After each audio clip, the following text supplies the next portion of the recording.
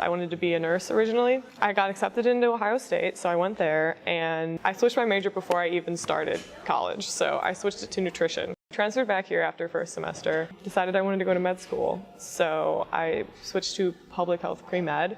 People had told me that I was good at talking, so I'd be good in marketing and sales, and eventually I switched to marketing before I started my sophomore year at Kent, and I was in a business fundamentals class. I was sitting there and I was like, I don't care about any of this. I do not want to study. I do not want to go into business. So I always knew that public relations was very similar to marketing. They were kind of like sister majors in a way. You had the business side, but you had the people side, and it was writing, which I always loved. And I was over in Franklin Hall, and I switched my major to public relations. And I walked into so many advising buildings during my first 2 years of college. I felt like I kind of belonged there. It felt very new. There were people walking around, and it was kind of busy, and I liked that. But when I walked in that one, I was like, this is it.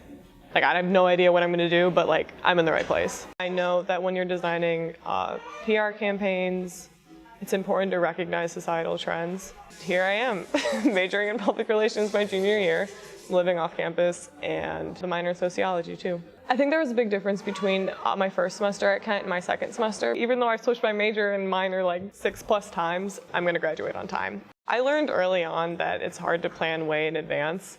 And like, even when you declare your major, that doesn't necessarily mean that that's what you're going to be doing for the rest of your life. I was like, oh, once I figure out my major, like everything will be fine. Like my life will like mellow out. I decided early on to keep things very open-ended. If I could go through and start college over knowing that I was gonna end up with PR and sociology, I wouldn't do it, because everything that happened to me pieced together so perfectly for me to end up where I'm at right now. I thought I knew what I wanted to do.